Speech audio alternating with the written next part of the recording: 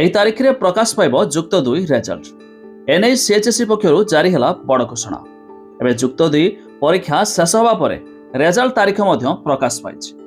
ଆସନ୍ତୁ ସମ୍ପୂର୍ଣ୍ଣ ଅପଡେଟ୍ ଜାଣିବା। ତା ପୂର୍ବରୁ ଭିଡ଼ିଓକୁ ଲାଇକ୍ କରନ୍ତୁ। ସବସ୍କ୍ରାଇବ୍ କରିନଥିଲେ ଏବେ ସବସ୍କ୍ରାଇବ୍ କରି ପାଖରେ ଥିବା ଘଣ୍ଟି ଚିହ୍ନକୁ ଦବାଇ ଦିଅନ୍ତୁ। ଯୁକ୍ତ 2 ପରୀକ୍ଷା ଖାତା ଦେଖା ପାଇଁ ମୂଲ୍ୟାଙ୍କନ କେନ୍ଦ୍ର ସଂଖ୍ୟାର ବୃଦ୍ଧି। ଉଭୟ ଅନଲାଇନ ଓ ଅଫଲାଇନ ପରୀକ୍ଷା କେନ୍ଦ୍ର ସଂଖ୍ୟା ବଢ଼ାଇଛି ଉଚ୍ଚ ମାଧ୍ୟମିକ ଶିକ୍ଷା ପରିଷଦ। ତେବେ ଆସନ୍ତା ଏପ୍ରିଲ 2 ତାରିଖରୁ ଆରମ୍ଭ ହେବ ଯୁକ୍ତ 2 ପରୀକ୍ଷା ଖାତା ଦେଖା। ତେବେ ଅତ୍ୟଧିକ ଖରା ଓ ମୂଲ୍ୟାଙ୍କନ କେନ୍ଦ୍ରର ଦୂରତା ଯୋଗୁଁ ଅନେକ ଶିକ୍ଷକ ଶିକ୍ଷୟିତ୍ରୀ ଖାତା ଦେଖିବାକୁ ଆସିବା ବେଳେ ସମସ୍ୟାରେ ପଡ଼ିପାରନ୍ତି, ଯାହାକୁ ଆଖି ଆଗରେ ରଖି ମୂଲ୍ୟାୟନ କେନ୍ଦ୍ର ବଢ଼ାଯାଇଛି।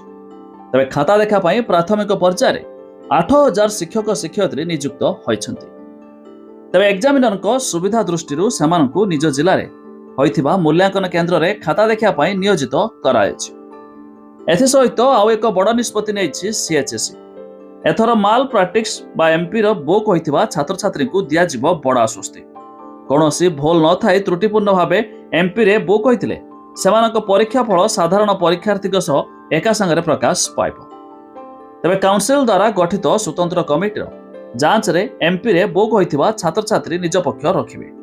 ସେପଟେ ମୂଲ୍ୟାଙ୍କନକୁ ସ୍ୱଚ୍ଛ କରିବା ପାଇଁ ଖାତା ଦେଖା ସମୟ ମଧ୍ୟ ଧାର୍ଯ୍ୟ କରାଯାଇଛି। ତେବେ 30 ନମ୍ବର, 40 ନମ୍ବର ଓ 50 ମାର୍କ ଥିବା ବିଷୟଗୁଡ଼ିକ ପାଇଁ 30ଟି ଖାତା 5 ଘଣ୍ଟାରେ ଦେଖିପାରିବେ। ସେହିପରି 70 ଓ 80 ମାର୍କ ଥିବା ବିଷୟ ପାଇଁ 5 ଘଣ୍ଟାରେ 20ଟି ଖାତା ଦେଖିପାରିବେ। ତେବେ ଖାତା ଦେଖା ପ୍ରକ୍ରିୟା ସଠିକ୍ ସମୟରେ ସାରି ମେ 15 ତାରିଖ ସୁଦ୍ଧା ରେଜଲ୍ଟ ବାହାରିବ ବୋଲି ସୂଚନା ଦେଇଛନ୍ତି ପରୀକ୍ଷା ନିୟନ୍ତ୍ରକ। ଏଥର ରିଚେକିଂ ଓ ରିଆଡମିସନ ସଂଖ୍ୟା ମଧ୍ୟ ଅଧିକ ରହିବ ନାହିଁ ବୋଲି ସିଏଚ୍ଏସ୍ଇ ଆଶା ରଖିଛି।